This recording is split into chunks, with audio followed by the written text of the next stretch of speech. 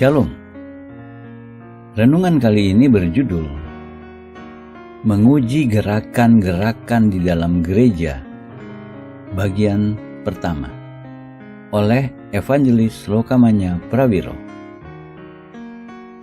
Dalam tahun-tahun terakhir, gereja telah menyaksikan meningkatnya tanda-tanda dan mujizat-mujizat di seluruh dunia. Beberapa Alkitabiah, yang lain tidak Alkitabiah. Tanda-tanda bukan fenomena baru. Dicatat dalam berbagai nas kitab suci dan dilaporkan dalam periode berbeda dalam sejarah gereja. Di luar gereja atau denominasi mendapat perhatian dari kelompok sekular dan agamawi. Seseorang tidak boleh menerima setiap manifestasi yang tidak biasa atau tanpa pandang bulu. Dua pertanyaan harus selalu memenuhi syarat manifestasi itu. Pertama, apakah manifestasi tersebut dari Roh Kudus? Kedua, apakah manifestasi tersebut harmonis dengan kitab suci atau kontradiksi dengan firman Allah? Seperti Paulus perlihatkan dalam 2 Timotius 3 ayat 16, segala tulisan yang diilhamkan Allah memang bermanfaat untuk mengajar, untuk menyatakan kesalahan, untuk memperbaiki kelakuan, dan untuk mendidik orang dalam kebenaran.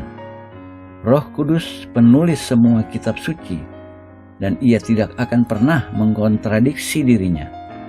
Karenanya, setiap manifestasi asli Roh Kudus harus sepakat dengan kitab suci. Dalam 1 Tesalonika 5 ayat 12, Paulus mengatakan pada orang-orang percaya, ujilah segala sesuatu dan peganglah yang baik. Kegagalan menguji pengalaman supernatural adalah kegagalan mengikuti mandat kitab suci. Yesus memberi peringatan-peringatan terhadap penipuan melalui manifestasi palsu pada akhir zaman. 4 dari peringatan ini dicatat dalam 21 ayat dalam kitab Matius. Pertama, dalam Matius 24 ayat 4, Yesus memperingatkan, waspadalah supaya jangan ada orang menyesatkan kamu. Dalam ayat 5, ia menubuatkan, sebab banyak orang akan datang dengan memakai namaku dan berkata, Akulah Kristus, Mesias, dan mereka akan menyesatkan banyak orang. Dalam ayat 11, ia memperingatkan, banyak nabi palsu akan muncul dan menyesatkan banyak orang. Terakhir dalam ayat 24, ia menyimpulkan, sebab Mesias-Mesias palsu dan nabi-nabi palsu akan muncul dan mereka akan mengadakan tanda-tanda yang dahsyat dan mujizat-mujizat, sehingga sekiranya mungkin mereka menyesatkan orang-orang pilihan juga. Peringatan-peringatan ini tidak boleh dianggap enteng. Siapapun yang mengabaikan, resikonya jiwanya sendiri. Penipuan bukan penyakit, kemiskinan, atau persekusi, bahaya terbesar di akhir zaman. Siapapun yang menyangkal kerentanannya pada penipuan, sebetulnya sudah ditipu. Karena Yesus menubuatkan dan ia tidak salah. Hati kita tidak mampu membedakan sendiri kebenaran. Amsal 28 ayat 26 mengajarkan, siapa percaya kepada hatinya sendiri adalah orang bebal. Kita tidak harus menjadi orang bebal dengan mempercayai hati kita. Apapun yang hati kita katakan, tidak bisa diandalkan. Seperti Yeremia 17 ayat 19 menegaskan, betapa liciknya hati, lebih licik daripada segala sesuatu. Hatinya sudah membatu, siapakah yang dapat mengetahuinya? Dalam Ibrani, kata palsu aktif, bukan pasif. Hati tidak ditipu, melainkan hati menipu, menyesatkan kita. Penting juga untuk disadari bahwa tanda-tanda mujizat tidak menjamin dan tidak menentukan kebenaran. Kebenaran tidak berubah. Firman Allah, Dalam Yohanes 17 ayat 17, Yesus berdoa kepada Bapa, "Firman-Mu adalah kebenaran." Pemazmur mendeklarasi, "Untuk selama-lamanya, ya Tuhan, firman-Mu tetap teguh di sorga." Mazmur 119 ayat 89. Tidak ada peristiwa di bumi, apakah natural atau supernatural, bisa merubah sedikit tanda atau huruf dalam firman Allah. Tanda-tanda sejati memperlihatkan kebenaran. Tanda-tanda palsu memperlihatkan kebohongan. Banyak orang Kristen berasumsi bahwa setiap tanda supernatural pasti dari Allah. Mereka lupa bahwa Satan atau setan mampu melakukan tanda-tanda mujizat supernatural. Seperti Paulus tulis dalam suratnya kedua kepada orang-orang Tesalonika, kedatangan si pendurhaka itu adalah pekerjaan iblis dan akan disertai rupa-rupa perbuatan ajaib, tanda-tanda dan mujizat-mujizat palsu dengan rupa-rupa tipu daya jahat terhadap orang-orang yang harus binasa karena mereka tidak menerima dan mengasihi kebenaran yang dapat menyelamatkan mereka. Dan itulah sebabnya Allah mendatangkan kesesatan atas mereka yang menyebabkan mereka percaya akan dusta, supaya dihukum semua orang yang tidak percaya akan kebenaran dan yang suka kejahatan. 2 Tesalonika 2 ayat 9-12. Nas ini membuktikan tanda-tanda dan mujizat-mujizat palsu ada, fenomena tidak benar. Sebagai manifestasi supernatural ada. Ingat bahwa dalam kitab Keluaran, banyak dari mujizat-mujizat Musa di hadapan Firaun ditandingi oleh orang-orang berilmu dan ahli-ahli sihir Firaun. Lihat Keluaran 7 ayat 11-23. Tongkat Musa yang berubah jadi ular pada akhirnya menelan tongkat-tongkat mereka. Namun fakta tetap Satan bisa memberi kuasa kepada orang-orang untuk melakukan mujizat-mujizat tertentu. Mereka yang menerima kebohongan Satan melakukan itu karena mereka tidak menerima dan mengasihi kebenaran. Allah mendatangkan kesesatan atas mereka yang menyebabkan mereka percaya akan dusta. 2 Tesalonika 2 ayat 10 dan 11. Ini diantara pernyataan paling mengerikan dalam Alkitab. Jika Allah mendatangkan kesesatan, kita pasti ditipu. Penghukuman datang pada semua orang yang tidak percaya akan kebenaran dan yang suka kejahatan. Ayat 12. Satu-satunya jalan untuk mengetahui apakah tanda atau mujizat benar adalah mengukurnya dengan kebenaran, dengan firman Allah.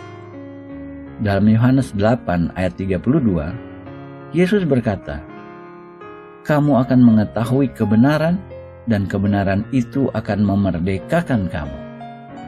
Kitab suci satu-satunya faktor yang menentukan kebenaran atau kepalsuan. Kita diinstruksikan, ujilah segala sesuatu dan peganglah yang baik. 1 Tesalonika 5 ayat 21. Kitab Wahyu menjanjikan tanda-tanda spesifik dan mujizat-mujizat supernatural yang akan menandai akhir zaman. Namun kita harus mempraktikkan ketajaman sementara kita mengantisipasi hari penghakiman, menjaga diri kita melawan taktik-taktik setan, dan berpegang pada yang baik, gereja sejati, mempelai Kristus. Sementara kita menunggu hari ketika pengantin laki-laki surgawi kita, Yesus Kristus, kembali untuk membebaskan kita sepenuhnya dari zaman jahat ini, kita harus dipisahkan dari dunia. Ketika kitab suci berkata dunia, mereka umumnya mengacu pada sistem dunia, orde politikal dan sosial yang Allah tolak, yang diperintah oleh Satan, yang mengatur pikiran dan perilaku orang-orang yang belum diselamatkan. Melalui kematian dan kebangkitan Yesus, Allah menjamin kemenangan akhir atas setan. Satan mungkin mengatur dunia ini, namun pemerintahannya segera mendekati akhir. Pembebasan kita dan kemuliaan Allah akan bertahan sepanjang zaman-zaman. Dengan ini di pikiran, kita membagi terang dan kasih Allah dengan dunia. Fokus pada rumah surgawi kita. Kita harus berpakaian kerendahan hati. Kita harus menanggalkan semua usaha dan motivasi diri sendiri. Ini hanya membakar kesombongan kita. Sikap berbahaya yang membutakan kita terhadap penipuan Satan dan membuat kita rentan. Dan kita harus berpegang teguh pada salib, instrumen sama yang menangani hukuman mati Satan dan menjamin keselamatan kita melalui kemenangan Kristus. Setiap tren atau gerakan dalam gereja harus diuji untuk menentukan apakah dari Allah. Prinsip Alkitabiah bahwa sebab dari buahnya pohon itu dikenal. Matius 12 ayat 33. Dalam gereja perjanjian baru, tanda-tanda supernatural selalu dirancang untuk mengikuti dan menegaskan pemberitaan firman Allah. Dalam Markus 16 ayat 17-18, Yesus mengatakan pada murid-murid, "Tanda-tanda ini akan menyertai orang-orang yang percaya. Mereka akan mengusir setan-setan demi namaku. Mereka akan berbicara dalam bahasa-bahasa yang baru bagi mereka. Mereka akan memegang ular. Sekalipun mereka minum racun maut, mereka tidak akan mendapat celaka. Mereka akan meletakkan tangannya atas orang sakit, dan orang itu akan sembuh." Gerakan-gerakan dari Allah menghasilkan buah yang mengidentifikasi mereka seperti itu. Berikut 5 buah utama, dengannya kita bisa membuktikan gerakan-gerakan saat ini di gereja. Dalam perjanjian baru, Allah menuntut pertobatan lebih dari iman. Yohanes Pembaptis mempersiapkan jalan untuk Yesus dengan memanggil orang-orang untuk bertobat. Lihat Matius 3 ayat 2. Siapapun yang dibaptis disyaratkan menghasilkan buah pertobatan lebih dulu. Lihat ayat 7 dan 8. Ketika Yesus datang, kata pertama yang dicatat yang ia beritakan, "Bertobatlah." Lihat Markus 1 ayat 15. Ia menginstruksikan kerumunan orang, "Kataku kepadamu, jikalau kamu tidak bertobat, kamu semua akan binasa." Lukas 13 ayat 3. Setelah kebangkitannya, Yesus mengatakan pada murid-murid bahwa ketika mereka berkhotbah pada bangsa-bangsa, mereka harus mengajar bahwa pertobatan mendahului pengampunan dosa-dosa. Lihat Lukas 24 ayat 47. Pelayanan Paulus merefleksi prioritas yang sama. Berbicara di Athena, ia berkata, "Sekarang Allah memberitakan kepada manusia bahwa di mana-mana semua mereka harus bertobat." Kisah Para Rasul 17 ayat 30. Apa yang disebut pertobatan sejati? Bukan emosi, melainkan keputusan kehendak. Keputusan berbalik dari dosa dan kefasikan dan berserah tanpa syarat kepada ketuhanan Yesus Kristus. Pertobatan adalah pertama di antara 6 doktrin fondasional yang didaftar dalam Ibrani 6 ayat 1 dan 2. Tanda pertobatan sejati, tidak seorang pun bisa membangun kehidupannya sebagai orang Kristen di atas fondasi kuat. Gereja memiliki kebutuhan amat mendesak untuk meletakkan penekanan yang diperbaharui pada pertobatan dan pada pengakuan dosa-dosa. Dosa kita yang tidak diakui menjadi penghalang berat untuk kebangunan rohani. Sampai kita mengakui dosa-dosa kita, semua khotbah dan lagu-lagu pujian di dunia tidak menghasilkan efek. Kita sering berpikir, saya tidak punya dosa apa-apa yang saya tahu. Namun jika kita menunggu Tuhan, sering Ia akan mengungkapkannya pada kita. Yakobus 5 ayat 16 menginstruksi kita, "Karena itu hendaklah kamu saling mengaku dosamu dan saling mendoakan, supaya kamu sembuh." Kita memiliki akses pada Allah melalui penyucian darah Yesus. Namun pertama, kita harus hidup dalam terang. Kita harus hidup satu sama lain dalam persekutuan, mengakui dosa-dosa kita. Jika kita di luar persekutuan, kita di luar terang, karena untuk hidup dalam terang memerlukan persekutuan. Darah Yesus tidak menyucikan dalam kegelapan, namun dalam terang. Jadi persekutuan dan pengakuan dosa-dosa penting untuk disucikan oleh darah Kristus. Lihat 1 Yohanes 1 ayat 9. Yesus menyebut kitab suci firman Allah. Lihat Markus 7 ayat 13, Lukas 8 ayat 11.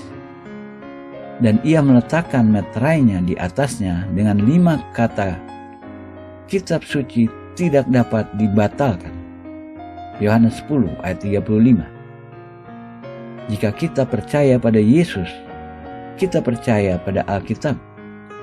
Begitu pula, jika kita tidak percaya Alkitab, kita tidak percaya Yesus juga. Dalam Yesaya 66 ayat 2, Tuhan berkata, "Tetapi kepada orang inilah aku memandang, kepada orang yang tertindas dan patah semangatnya, dan yang gentar kepada firman-Ku."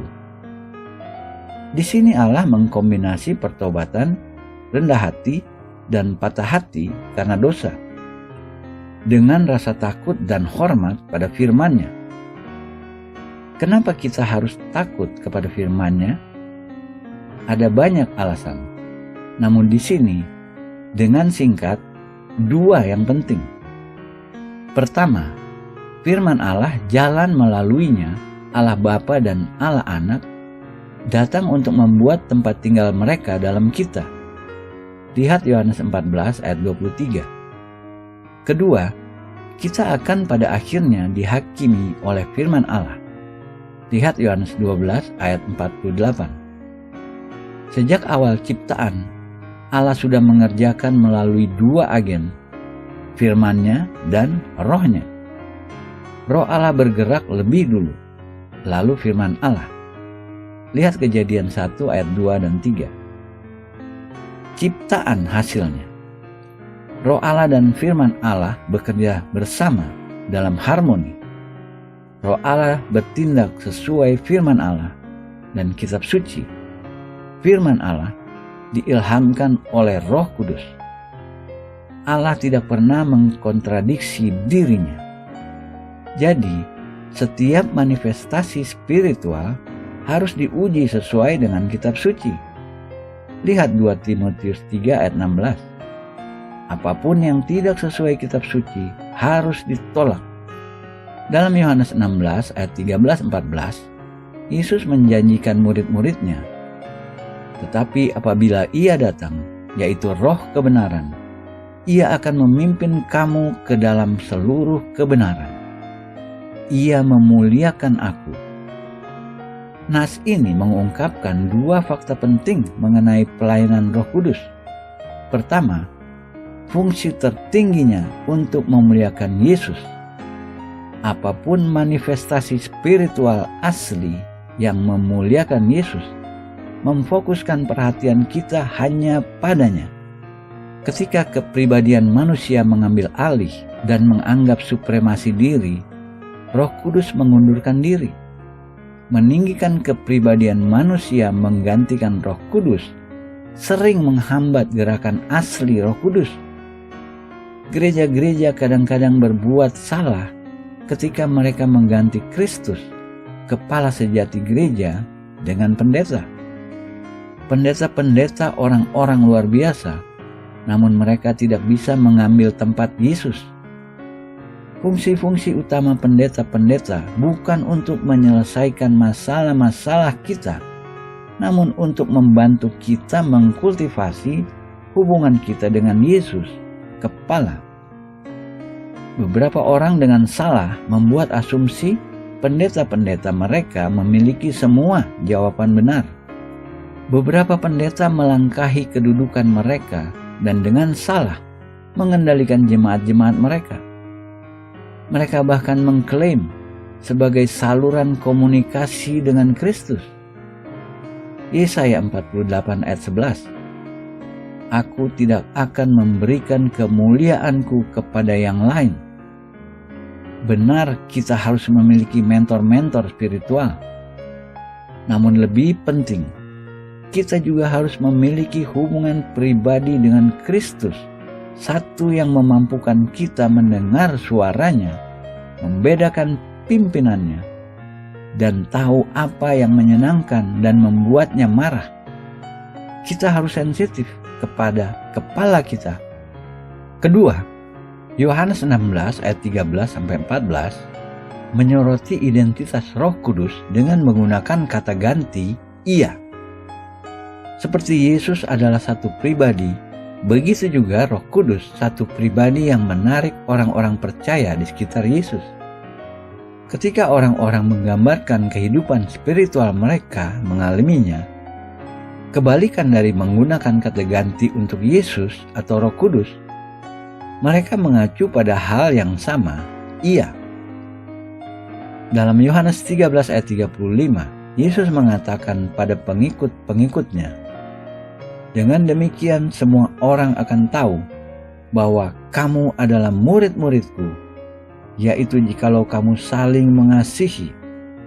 Rasul Paulus mengumandangkan kebenaran ini dalam 1 Timotius 1 ayat 5. Tujuan nasihat itu ialah kasih yang timbul dari hati yang suci, dari hati nurani yang murni, dan dari iman yang tulus ikhlas. Aktivitas agamawi apapun yang tidak dicirikan dengan kasih, Paulus tolak sebagai sesat dalam omongan yang sia-sia. Ayat 6. Dalam 1 Korintus 13 ayat 2, Paulus menunjukkan pentingnya kasih. Sekalipun aku mempunyai karunia untuk bernubuat, dan aku mengetahui segala rahasia dan memiliki seluruh pengetahuan, dan sekalipun aku memiliki iman yang sempurna untuk memindahkan gunung, tetapi jika aku tidak mempunyai kasih, aku sama sekali tidak berguna. Setiap dari kita harus bertanya, apakah iman saya membuat saya menjadi orang yang mengasihi? Gereja harus menjalani interogasi serupa. Ketika kerja Roh Kudus terjadi, kita harus bertanya, apakah menghasilkan orang-orang Kristen yang dengan tulus mengasihi satu sama lain, terlepas label denominasinya? Yesus mengatakan pada murid-muridnya dalam Yohanes 4 ayat 35, lihatlah sekelilingmu dan pandanglah ladang-ladang yang sudah menguning dan matang untuk dituai. Jika kata-kata ini benar pada masa Yesus, kebenaran mereka bahkan lebih urgen hari ini. Kita hidup dalam masa panen. Banyak orang Kristen yang bisa bekerja di ladang-ladang tuaian dunia, sebaliknya terjerat perangkap materialistik, memusatkan pada diri sendiri. Kerja tulus Roh Kudus harus melepas orang dalam jumlah besar baru ke dalam ladang-ladang tuaian. Jika jumlah signifikan orang Kristen dalam setiap gerakan lulus sebagian besar atau semua 5 ujian yang sudah kita bahas di atas, kita bisa simpulkan sebagai benar gerakan asli Allah.